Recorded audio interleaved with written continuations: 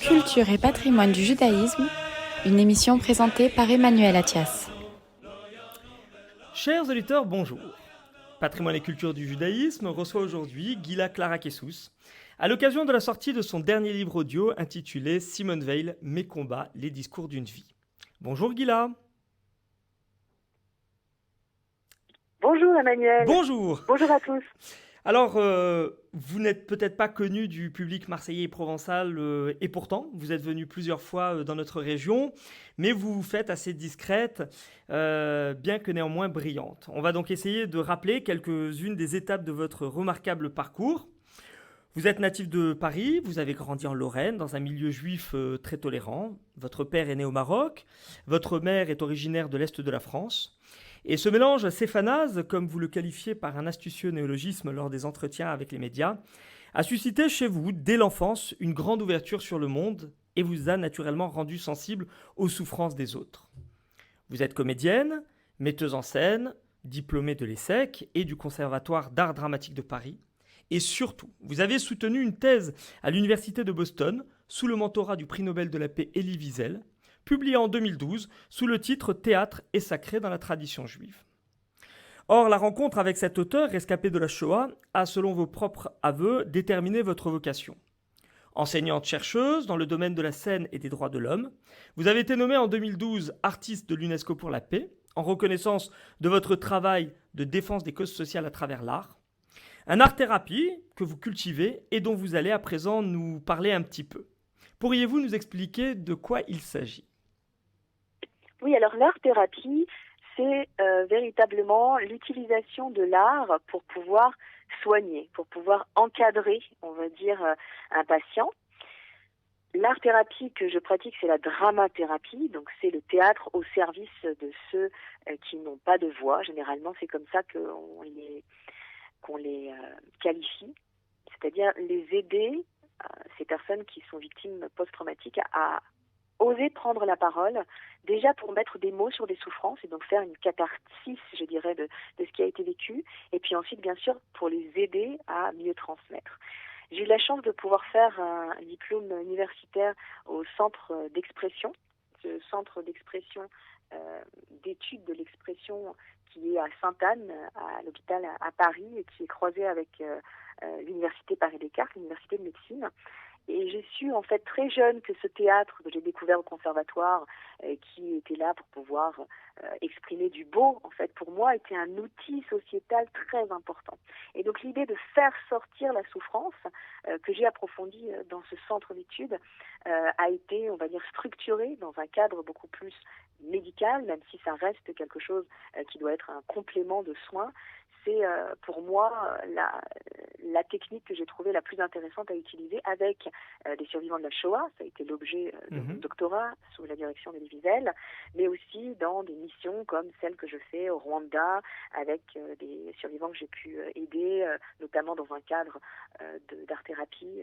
Je pense à Albert Nsengimana, qui a écrit Ma mère m'a tué, cet incroyable jeune homme qui a survécu le génocide, dont la mère Hutu, qui avait épousé un Tutsi, a amené toute sa famille en fait à être condamnée. Lui a réussi à s'échapper, à survivre miraculeusement. J'ai pu travailler aussi avec des personnes Rohingyas au Bangladesh, à Cox's Bazar, pour les aider là aussi à pouvoir mieux prendre confiance en eux, travailler la possibilité du leadership et la gestion en fait à l'intérieur du camp.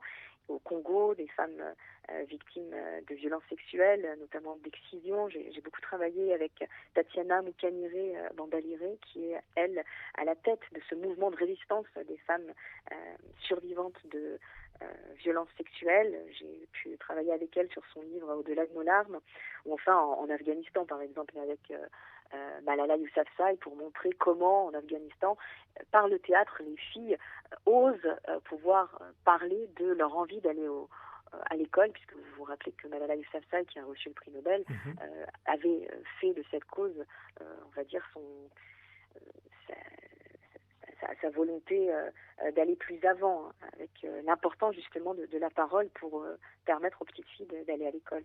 Donc on voit ces questions-là, ouais. elles sont importantes pour moi. Donc on voit que votre champ d'action est vraiment sur tous les continents. Alors des zones francophones, j'imagine comme le Rwanda et le Congo, mais également, vous nous avez parlé du Bangladesh et également de l'Afghanistan. Alors dans ce cadre-là, comment fait-on lorsqu'on a la barrière de la langue?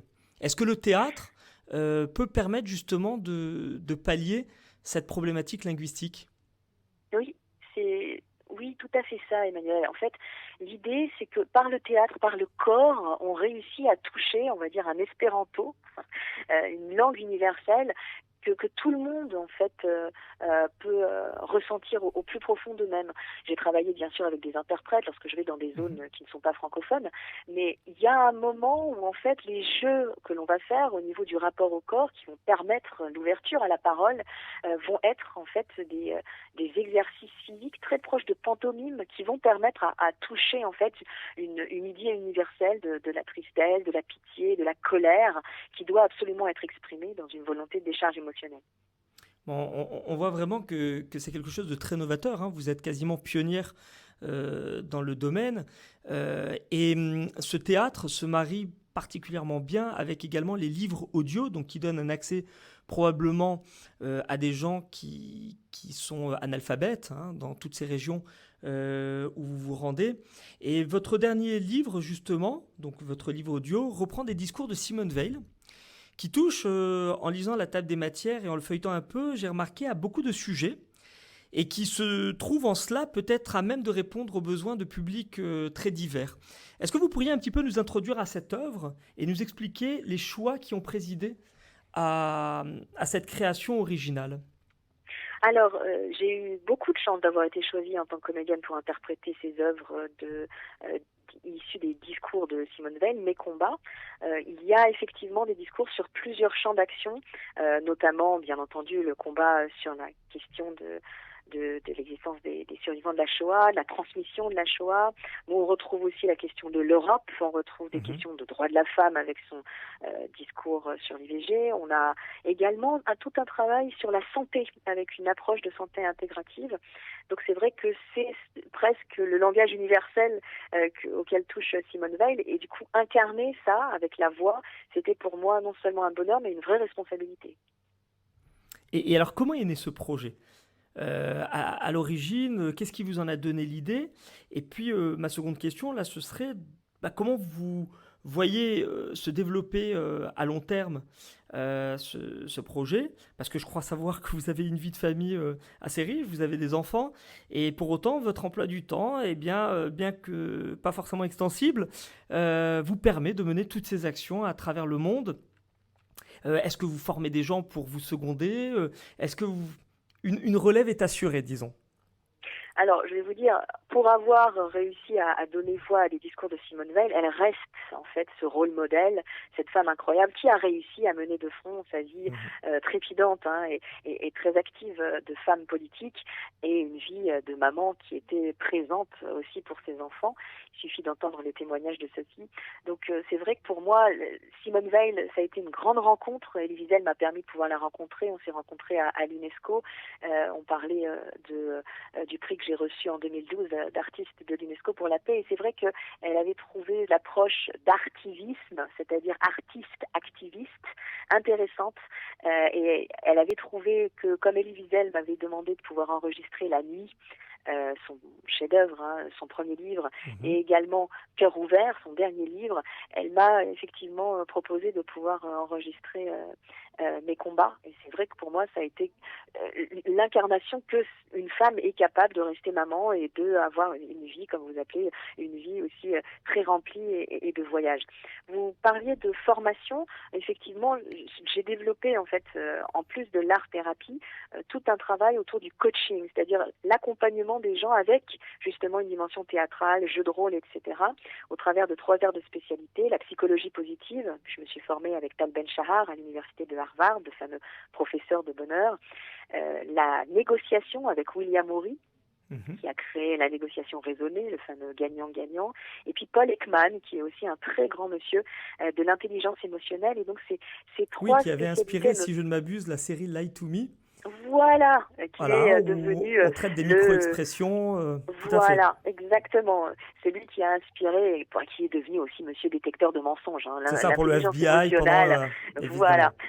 exactement. Et Bon, donc, enfin, du des coup, moi, rencontres c'est... exceptionnelles, hein. Oui, Vous avez, vraiment. malgré votre jeunesse, un parcours déjà fabuleux.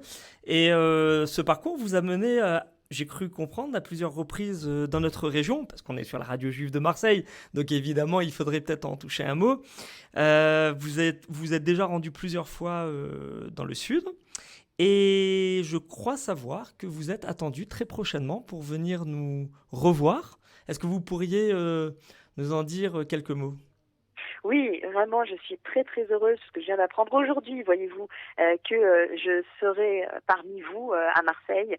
Ça devrait être le 15 novembre lors de l'hommage à Elie Wiesel qui se fera en présence de Boris Cyrulnik, de Delphine Orviller, de Stéphane Fraisse avec qui je lirai des extraits de la nuit.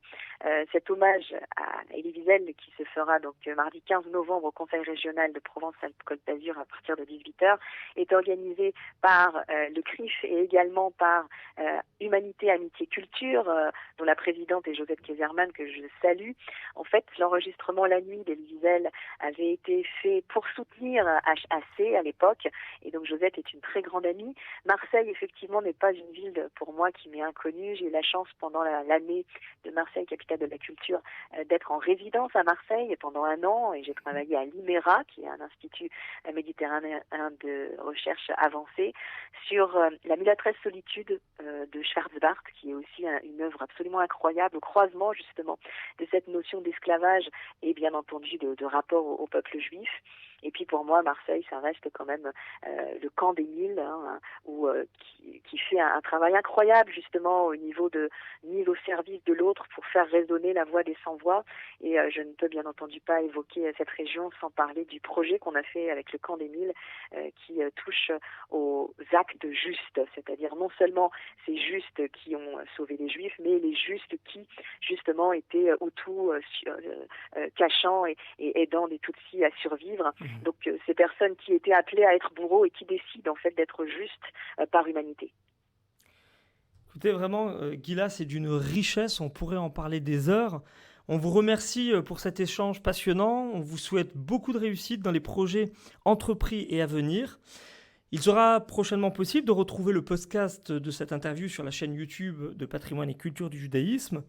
On vous donne rendez-vous très vite pour de nouvelles actus à thème juif. À bientôt et très belle fête de Tishri à tous. Merci Gila Kessous. Au revoir. Shana Tova. לא ינום ולא ישן